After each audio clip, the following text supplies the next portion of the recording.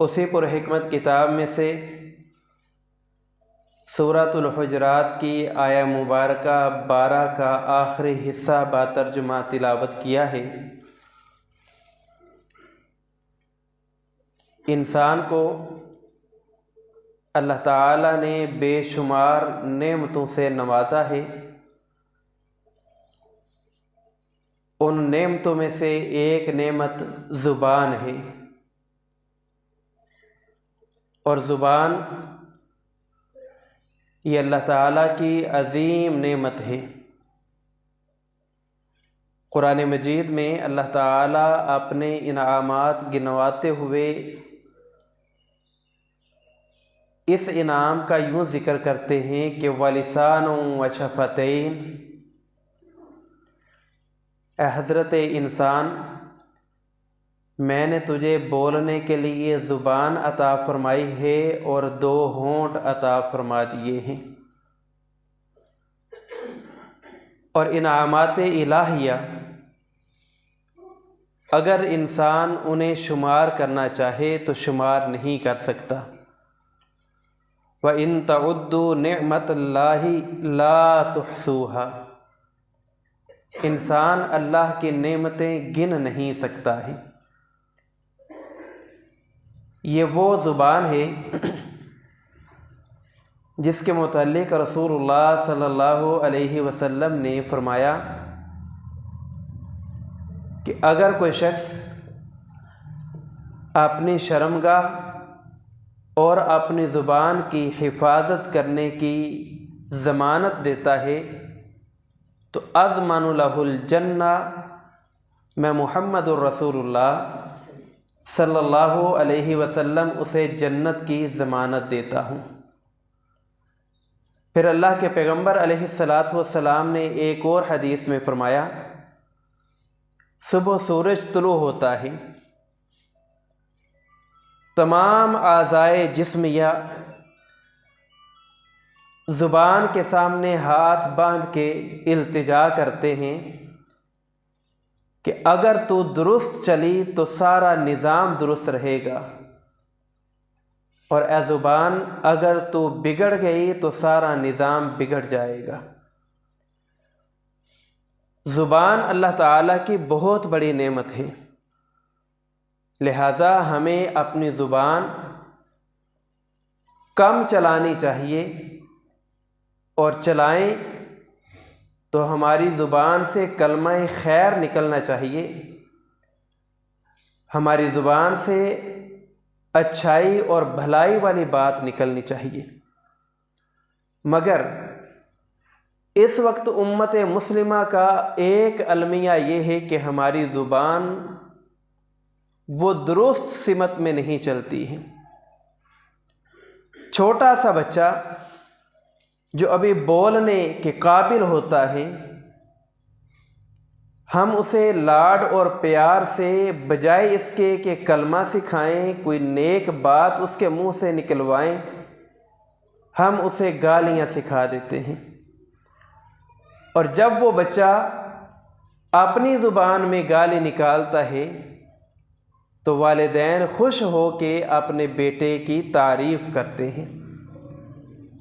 یہی بچہ بڑے ہو کے اپنی زبان سے جھوٹ بھی بولتا ہے، اپنی زبان کا غلط استعمال کرتا ہے، اور یہی اپنی زبان سے غیبت کرتا ہے، جبکہ ہمیں نہیں معلوم کہ غیبت کرنا یہ کتنا برا عمل ہے۔ قرآن مجید میں اللہ تعالیٰ نے انسان کو متنبہ کیا، اور اللہ نے فرمایا وَيْلٌ لِّكُلِّ ہُمَزَةٍ لُمَزَةٍ، ایسے لوگوں کے لیے تباہی اور بربادی ہے، ایسے لوگ ہلاک ہو چکے ہیں، اور ایسے لوگ جہنم کی ویل وادی میں گر چکے ہیں۔ ہُمَزَةٍ لُمَزَةٍ، اس کا سادہ سا مفہوم یہ ہے جو اپنی زبان کا غلط استعمال کرنے والے ہیں، جن کی زبان سے دوسرے مسلمانوں کی غیبت، دوسرے مسلمانوں کی چغلی، دوسرے مسلمانوں کے متعلق بری بات نکلتی ہے۔ اللہ کہتے ہیں ویل لکل ہمزۃ لمزہ، وہ دنیا میں کامیاب ہو چکا ہے، اپنی چتر زبانی کی وجہ سے اس نے عہدہ اور مقام پا لیا ہے، لیکن اللہ کی نظر میں وہ تباہ ہو چکا ہے، برباد ہو چکا ہے۔ قرآن مجید کا ایک اور مقام ہے، اللہ فرماتے ہیں اے حضرت انسان، ہم نے تجھے شتر بے مہار نہیں بنایا، بلکہ تو ایک ایک قدم سوچ سمجھ کے اٹھا اور اپنی زبان سے ایک ایک لفظ سوچ سمجھ کے نکال۔ کیوں؟ ما یلفظ من قول الا لدیہ رقیب عتید، ہم نے تیرے اوپر نگہبان مقرر کر دیے ہیں، ہم نے تیرے اوپر نگران بٹھا دیے ہیں جو تیرے نامہ اعمال کو تحریر کر رہے ہیں۔ ما یلفظ من قول، تو زبان سے جو بھی بات کرے گا، اچھی بات نکالے گا تب، بری بات کرے گا تب، الا لدیہ رقیب عتید، ہمارے فرشتے تیری ایک ایک بات نوٹ کر رہے ہیں۔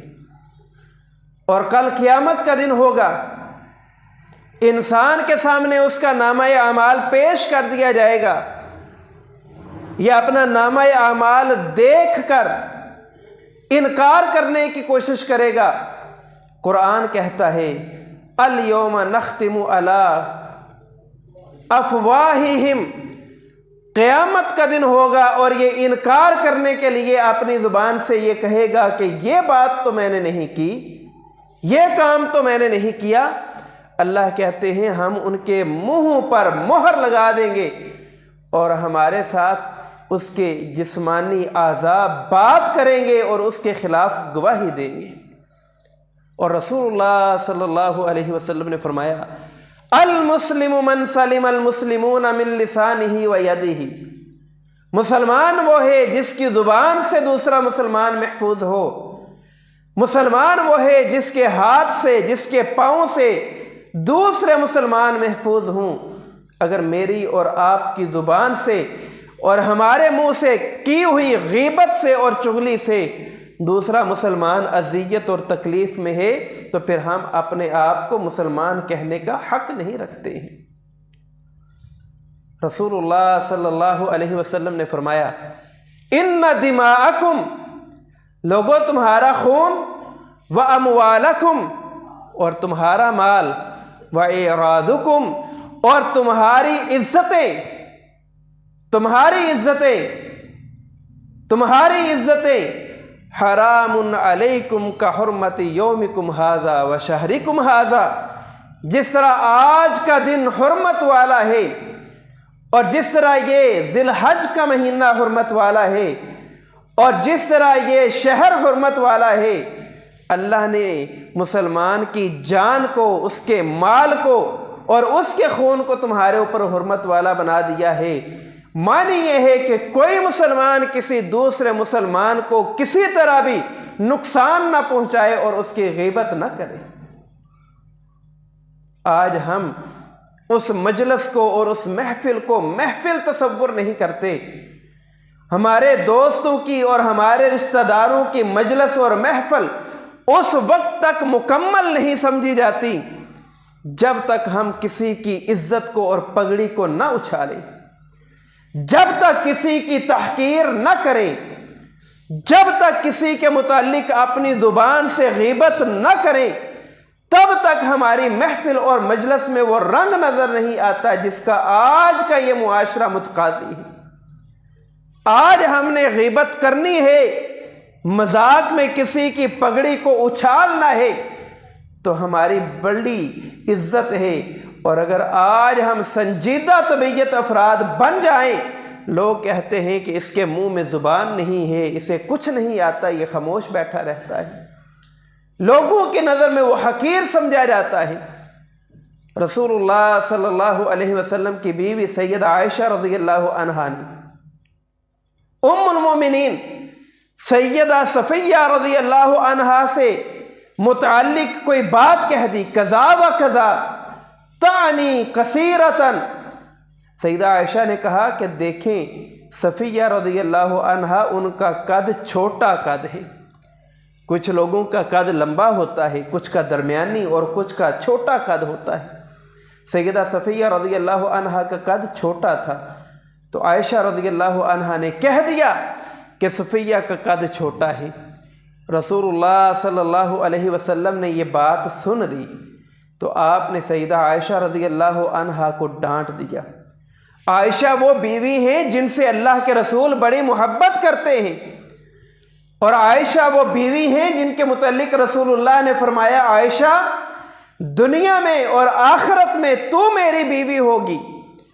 عائشہ رضی اللہ عنہا سے رسول اللہ کو بڑی الفت ہے، لیکن جیسے ہی ان کی زبان سے سیدہ صفیہ کے متعلق بات سنی کہ ان کا قد چھوٹا ہے، تو اللہ کے پیغمبر نے فرمایا لو مزجت بماء البحر، عائشہ آج تو نے ایسی بڑی بات کہہ دی ہے اور اتنا بڑا گناہ کر لیا ہے کہ آج تیری اس بات کو، ان چھوٹے سے الفاظ کو، یعنی کثیرتاً کہ یہ چھوٹے قد والی ہے، اگر سمندر کے پانی میں تیرے ان کلمات کو ڈال دیا جائے، سمندر بڑا وسیع ہوتا ہے، سمندر بڑا گہرا ہوتا ہے، تا حد نگاہ پانی کی لہریں اور موجیں ہمیں دکھائی دیتی ہیں۔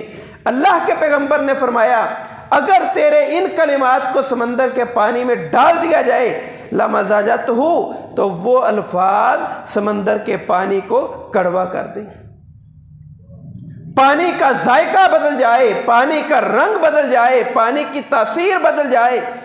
یہ الفاظ کثیرتاً کہ صفیہ کا قد چھوٹا ہے، اللہ سمندر کے پانی کا ذائقہ اور مزاج بدل دے، تو نے اتنی بڑی بات کہہ دی ہے۔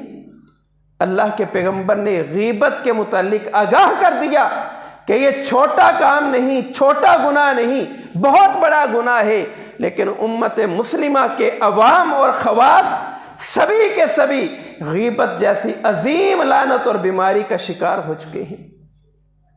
ایک شخص آیا اور وہ شخص دیہات اور گاؤں سے آ کر رسول اللہ صلی اللہ علیہ وسلم سے سوال و جواب کر رہا ہے۔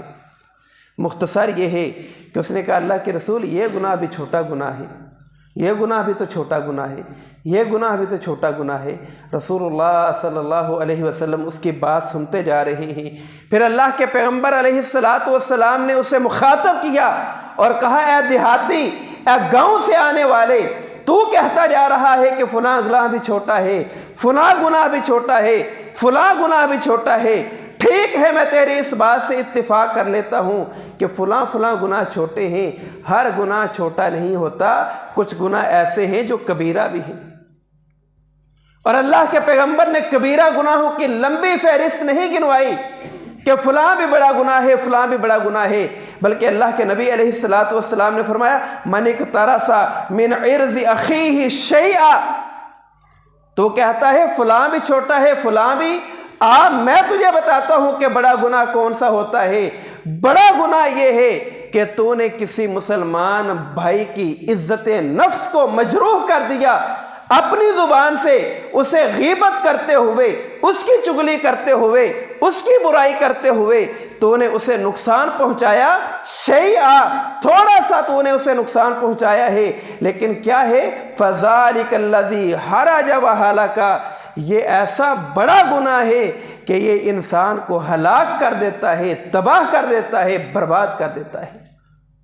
اپنی زبان سے کسی مسلمان کی غیبت اور چغلی کرنا، اپنی زبان سے کسی مسلمان کی برائی بیان کرنا، اللہ کے پیغمبر فرماتے ہیں حرجا و ہلاکا۔ اور اگر ہم اس کے ساتھ ایک اور حدیث شامل کریں تو اللہ کے نبی نے فرمایا تھا قرب قیامت حرج عام ہو جائے گا۔ صحابہ نے پوچھا اللہ کے رسول حرج کیا ہے؟ آپ نے فرمایا وہ قتل ہے۔ گویا کہ کسی مسلمان کی غیبت کرنا اتنا بڑا جرم اور اتنا بڑا گناہ ہے کہ مسلمان کو قتل کر دینے کے مترادف ہے۔ اور اللہ کے پیغمبر صلی اللہ علیہ وسلم جب معراج کی رات آسمانوں پہ چلے گئے اور آسمانوں کی سیر کر رہے ہیں، جنت جہنم دیکھ رہے ہیں، اللہ کے پیغمبر علیہ السلام گزر رہے ہیں، گزرتے گزرتے آپ نے دیکھا بقوم، کچھ لوگ ہیں، کچھ ایسے افراد ہیں من نخاس، اظفار من نخاس، کہ اللہ تعالیٰ نے انہیں تانبے کے ناخن دے دیے ہیں۔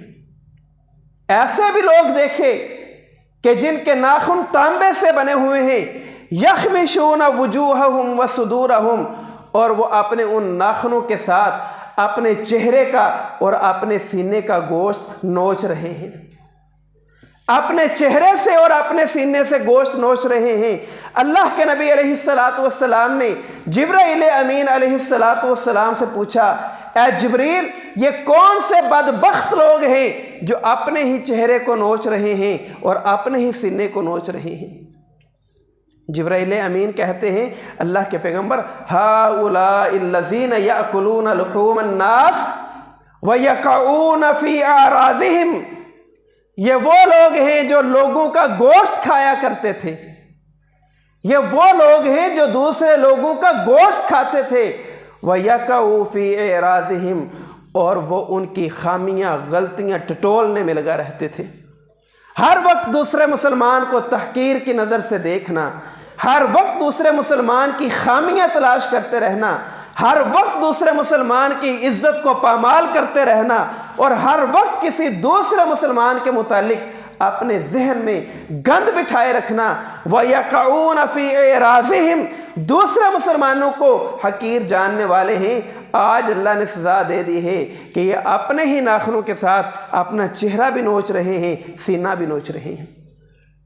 اور قرآن مجید میں اللہ نے فرمایا، وَلَا يَغْتَب بَعْضُكُمْ بَعْضًا، کوئی مسلمان دوسرے مسلمان کی برائی نہ کرے، کوئی مسلمان دوسرے مسلمان کی غیبت نہ کرے۔ جو غیبت کرتا ہے اس کی مثال ایسے ہے کہ وہ اپنے مردہ بھائی کا گوشت کھا رہا ہے۔ محدثین نے، مفسرین نے اس کے دو معنی بیان کیے ہیں۔ پہلا معنی تو یہ بیان کیا ہے کہ آپ اپنے مردہ بھائی کا گوشت نہیں کھا سکتے، نہیں کھا سکتے۔ مردہ بھائی کا گوشت کھانے کا معنی یہ ہے کہ مردہ بھائی اب وہ اپنا دفاع نہیں کر سکتا۔ اگر وہ زندہ ہوتا یا آپ اس کے سامنے اس کی برائی کرتے تو وہ اپنا دفاع کرتا، کسی کے سامنے بات کی جائے تو وہ اپنا دفاع کرتا ہے، کسی کی کمر کے پیچھے بات کی جائے تو وہ اپنا دفاع نہیں کر پاتا۔ کسی کی کمر پیچھے اس کی غیبت کرنا گویا کہ مردے کی غیبت کر رہے ہو، اور وہ ایسے ہی ہے کہ مردہ فوت ہے، وہ اپنے نفع نقصان کا مالک نہیں ہے، فوت ہو چکا ہے، اب اس کے مردہ جسم سے آپ گوشت کھا رہے ہیں۔ اللہ نے مردہ بھائی کا گوشت کھانے سے تشبیہ دی ہے ایسے کو جو کسی مسلمان کی غیر موجودگی میں غیبت کر رہا ہے۔ اور یہ غیبت آج ہمارے اندر عام ہے اور فیشن ہے۔ مذہبی جماعتیں ہوں، سیاسی جماعتیں ہوں، عوام ہو یا خواص ہو، کوئی بھی زندگی سے تعلق رکھنے والا طبقہ ہو، اس کی مجلس اور محفل میں غیبت لازم شامل ہو چکی ہے۔ اللہ کے پیغمبر علیہ السلام نے غیبت کرنے سے منع کیا ہے، اور آپ علیہ السلام نے فرمایا، اذا مات احدکم، جب تم میں سے کوئی شخص فوت ہو جائے، فدعوہ، اپنے فوت شدہ بھائی کے لیے مغفرت کی دعا کرو۔ بندہ فوت ہو گیا، وہ میری اور آپ کی دعاؤں کا محتاج ہے۔ اللہ کے پیغمبر نے فرمایا، فدعوہ، اس کے لیے مغفرت اور بخشش کی دعا کرو، ولا تقعوا فیہ، مرنے والے کی غیبت نہ کرو اور مرنے والے کی برائی بیان نہ کرو۔ اور آج ہمارے اندر یہ عام ہے، مرنے والا مر گیا، میت اس کے گھر میں پڑی ہوئی ہے، جنازہ پڑھنے کے لیے جناز گاہ میں کھڑے ہیں، لیکن میت کی غیبت اور برائی کرنے سے باز نہیں آتے۔ پڑھے لکھے لوگ ہیں، ان پڑھ لوگ ہیں، کوئی بھی فرد ہو، مرنے والا مر چکا ہے، اس کی برائی کرنے سے باز نہیں آتے، اس کی غیبت کرنے سے باز نہیں آتے۔ اور آپ کا بھی مشاہدہ ہے، میرا بھی مشاہدہ ہے، میں نے آپ کے اس شہر میں جنازہ پڑھایا، میت کی تدفین ہو رہی ہے، اور اس کا قریبی رشتہ دار اس کی برائیاں بیان کر رہا ہے، اور اس کا قریبی رشتہ دار اس کے عیب نکال رہا ہے۔ لوگوں کے سامنے تو وہ بڑا اس کا ہمدرد تھا، لوگوں کی نظر میں اس کے ساتھ بڑا مخلص تھا، فوت ہوا تو اس نے اس کی برائیاں کرنا شروع کر دیں۔ اللہ کے پیغمبر فرماتے ہیں، جب کوئی فوت ہو جائے مغفرت کی دعا کرو، بجائے اس کے کہ تم اس کی غیبت کرنا شروع کر دو اور اس کے عیب ٹٹولنا شروع کر دو۔ रसूलुल्लाह सल्लल्लाहु अलैहि वसल्लम ने फरमाया, दो कब्र वालों को अज़ाब कब्र हो रहा है, और अज़ाब कब्र किन गुनाहों की वजह से हो रहा है? अल्लाह के पैगंबर अलैहिस्सलातु वस्सलाम ने फरमाया, व अम्मा अहदुहुमा, उनमें से एक आदमी जिसे कब्र में अजाब हो रहा है, फ़काना यग़ताबुन नास, वो लोगों की ग़ीबत किया करता था, लोगों की ग़ीबत किया करता था। और दूसरी रिवायत के अल्फाज हैं, व अम्मा अहदुहुमा फ़काना याकुलु लुहूमन नास, जो दूसरा आदमी जिसे कब्र में अजाब दिया जा रहा है, लुहूमन नास, वो लोगों का गोश्त खाता था। मानी यही है कि वो ग़ीबत किया करता था। आज ज़रूरत इस बात की है कि हम अपनी ज़ुबान का दुरुस्त इस्तेमाल करें, अपनी ज़ुबान से खैर और भलाई वाले कलमे निकालें। अपनी ज़ुबान से किसी मुसलमान को इज़ा देना, तकलीफ़ पहुँचाना, और किसी मुसलमान की ग़ीबत और चुगली करना, और किसी मुसलमान की बुराई बयान करना, इस्लाम का ये मिजाज नहीं। अपनी ज़ुबान पे काबू रखें, अपनी ज़ुबान को लगाम दें, अपनी ज़ुबान को कंट्रोल करें, वरना ये ज़ुबान है कि जिसकी वजह से मैं और आप हलाकत, तबाही और बर्बादी का सबब बन जाएंगे, और इस ज़ुबान की वजह से अल्लाह हमें अपनी जहन्नुम का ईंधन बना देगा। देखने में ये छोटा सा टुकड़ा है, लेकिन ये गोश्त का छोटा सा टुकड़ा नहीं है, ये इंसान को फितनों में मुब्तला कर देने वाली चीज़ है, और ये इंसान को अल्लाह की जहन्नुम से बचाकर अल्लाह की जन्नत में दाखिल करवाने वाली चीज़ है। अल्लाह ताला ने कुरान मजीद में ज़ुबान का इसीलिए बतौर ख़ास ज़िक्र किया है कि हज़रत इंसान, मैंने तुझे नेमतें दी हैं, उन नेमतों में वलिसान व शफ़तैन, मैंने तुझे ज़ुबान भी बतौर नेमत अता की है। तो क्या तू मेरी नेमत को ऐसे ही इस्तेमाल करके आएगा? मैं तो इसे अपनी नेमतों का सवाल नहीं करूँगा। सूरह बनी इसराइल में अल्लाह ने इसका जवाब दिया। अल्लाह कहते हैं, इन्न समा वल बसरा वल फुआद कुल्लु उलाइका काना अन्हु मसऊला। हज़रत इंसान, मैंने तुझे सुनने के लिए कान दिए हैं, देखने के लिए आंखें दी हैं, सोचने समझने के लिए दिल दिया है, ये मेरी नेमतें हैं। कुल्लु उलाइका काना अन्हु मसऊला, ये फजूल नेमतें नहीं कि मैंने अपनी नेमतें दे दी हैं और तू जैसे चाहे इस्तेमाल करके आए, ऐसा हरगिज़ नहीं। कुल्लु उलाइका काना अन्हु मसऊला, क़यामत का दिन होगा, मैं अपने सामने खड़ा कर लूँगा और तुझसे एक एक नेमत का सवाल करूँगा कि इस नेमत को कहाँ इस्तेमाल करके आया है, ये नेमत कहाँ इस्तेमाल करके आया है। तो ज़ुबान अल्लाह की बहुत बड़ी नेमत है। इस ज़ुबान से कलमा खैर होना चाहिए, इस ज़ुबान से अल्लाह का ज़िक्र होना चाहिए, इस ज़ुबान से खैर और भलाई की बातें होनी चाहिए। इस ज़ुबान से ग़ीबत, चुगली और हर तरह की बुरी बात से इज्तिनाब करना चाहिए। अल्लाह से दुआ है, अल्लाह मुझे और आपको इस लानत से महफूज रखे। अल्लाह ताला हमारे इस गुनाह को मुआफ़ फरमाए, और अल्लाह ताला ज़ुबान का सही और दुरुस्त इस्तेमाल करने की तौफ़ीक़ अता फ़रमाए। व आखिर दावाना अनिल हम्दुलिल्लाह।